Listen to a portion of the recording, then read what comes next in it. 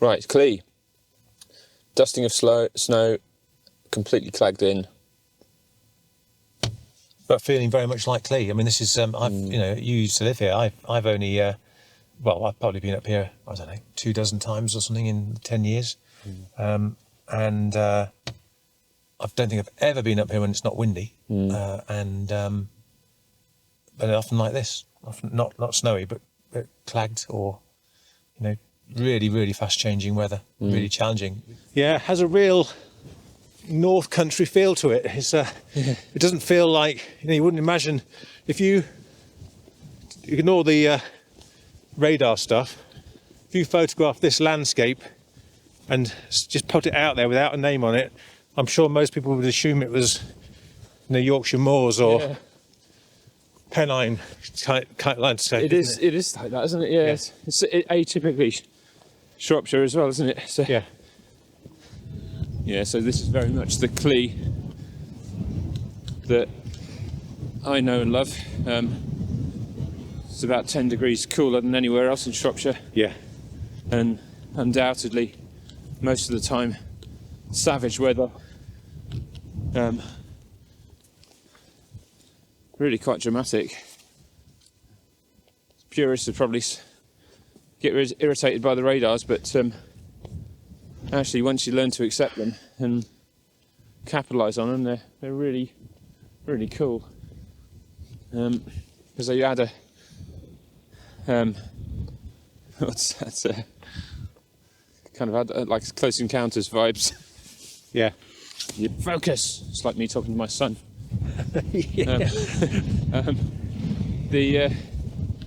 One of the advantages of living up here for several years was being able to get up here before the hordes arrived and ruined all of the virgin sloe. Yeah, of course. All the foreground was intact. Yeah. And then a day later, it's all been trampled. Beautiful. They're nice, aren't they? Yeah. Every rock, the edge of every rock is picked out. Yeah. You've got all of a sudden it's depth, isn't it, that it adds, I think. Yeah. Do you know, it's great though, isn't it? We thought the snow was done. Yeah, yeah. And it's just, the rest of Shropshire is in a slush and grey, and up here, it's lovely. That's a lovely colour and gradient in the cloud there now. That little bit of peachy cream, that's actually really quite photogenic. Look at this, Richard, on the side of that slope there, how it's cracking. Well, I'm liking it from here with these, I'm liking that. Yes. That's absolutely beautiful. With that grass. There's a photo. And there's even a sheep's warmed the ground nicely for us down here as well. That's actually the new Benro tripod. That one, yes. New feet from Benro. I might just look at that. There's 3 sheep there. Yeah. When I drop down here. That's actually a comp, isn't it? Yeah. Almost, there's a picture here, I think. I don't fall into it. That's lovely.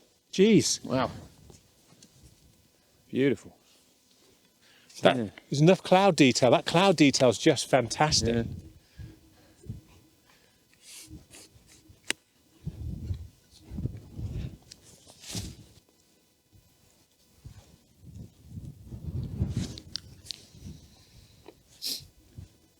Oh, here we go. So obviously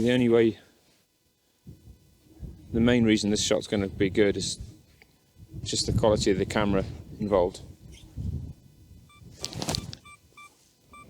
Because if you didn't have such a good camera, it'd be very difficult to get such a great shot, wouldn't it? Definitely. Well, I had that conversation with someone the other day. I had to persuade a customer that it was all about the camera in the shop. That is actually really nice. I just like the dirty look about it.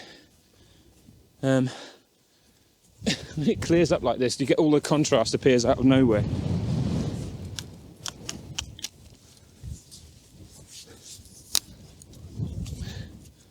I can hear everyone watching laughing at this shitty tripod.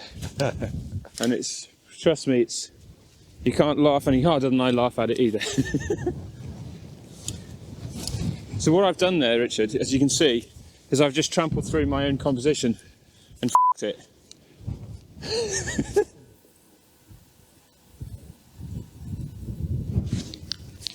And actually, when it's like this, the effect of this mist, it diffuses the light enough so it's not too harsh. That's right. So even kind of later on, golden hour. I can see where I've been now. Yeah.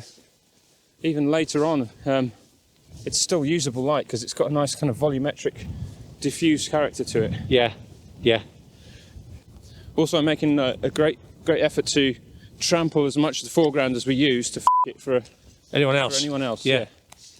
There's a bit of warmth in Mortimer right now as well. It's just was definitely some breaks, and there's an incredible bit of blue light coming through to the right. Look at that.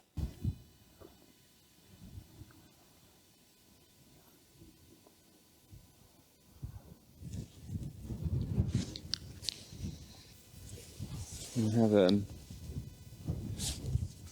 composition here with an old sheep hut, but there's a beautiful leading line from the path with the advantage of these fantastic frozen rocks in the foreground, but also the sea Ludlow.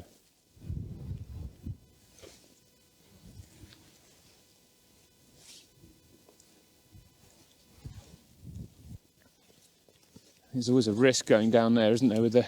I do think we need to be taking some radio master pictures. I think they're definitely on trend, are they not?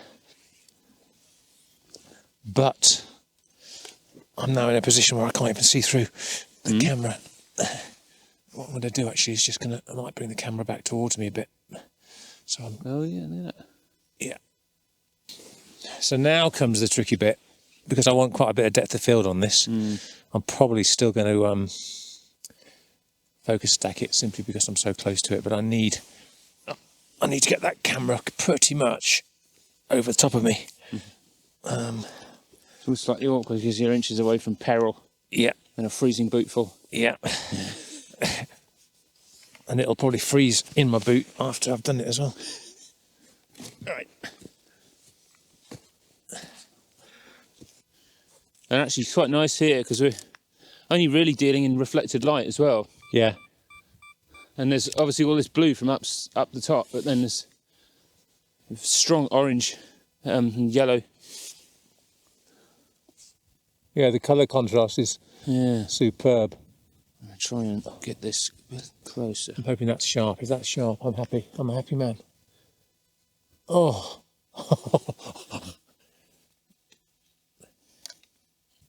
There's so many. And actually, don't you find it interesting that Sony, like, camera sensors are different than your eye as well, and they'll capture a different thing than you were expecting. Yeah. You know, a lot of times it's nice. I've got it's just a gold picture with these little shots of intense blue in it. Yeah. And then these graphic shapes, just these lovely kind of slashes going across it. Really lovely. It's hard to believe that this wasn't frozen yesterday, was it? No. Anything becomes fantastical if you stare at it long enough. And it's going to be really interesting to look back on this, because I think like this will require some abstraction as well with the cropping. Yeah. That's absolutely gorgeous. Little bubble streams coming, are they? Yeah, I think they look like it, don't they? Look at that over there. They are, look. Yeah, the little bubble streams, don't they? Look at that, wow. That's why it looks like hair, isn't it? Yeah. I wonder how... Can we get that? This has not got great close focus on this. Close your legs for once in your life.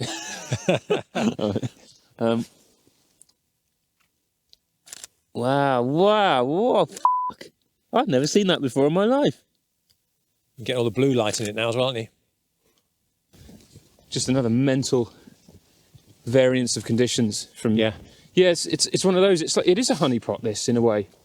Because it's not in a classical sense, but in the sense of the fact that you can... It can be retasked however you want it. You know, it can be moody and kind of postmodern, or you can do abstracts up here, you can do aerials, you can do classical landscape. It's great at sunrise, it's great at sunset. There's both compositions everywhere. Yeah. Even the drive up here is good. It's the first place to get any snow or ice. So usually it's a great place to head to. There's never a bad time to come up here, even when it's in the middle of summer and green. you've got those dark skies, you've got industrial heritage, you've got, if you came with a mixed group of people with all different interests photographically, even wildlife, nature, you've got the right kind of birds flying overhead and so on. So it's, I think everyone will go home happy from this place. Yeah. And what I really like about it is it's somewhere, because you do save a lot of time on the hike up, in inverted commas, you can then spend a lot more time searching things out. Yeah.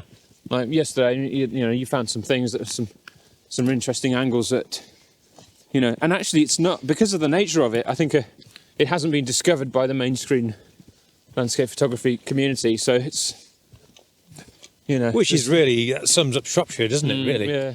I mean, we talked about that before. It's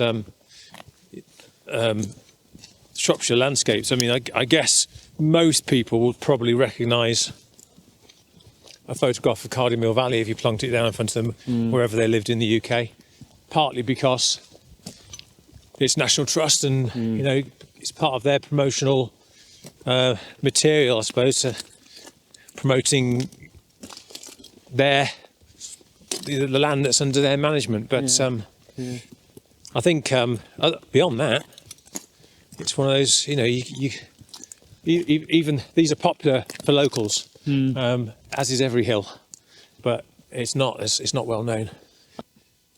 It was interesting. I was thinking last night about the fact that it's a natural place that's then been kind of assaulted by man and turned into a quarry, and then nature takes it back again, and then man turns up again with his off-road vehicles to kind of enjoy ploughing its way around it. But it's there's no difference really in that activity than there is in what we're doing.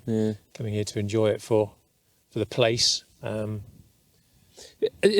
think it's interesting that although it is an everyman's hill, there are things like we've seen this morning, ice formations that people would get very very kind of smug with themselves when they're up in Glencoe and get these incredible ice formations, but actually it's exactly the same ice. It's the same here as it is in Scotland. Yeah. And there's light here that's the best in Shropshire easily.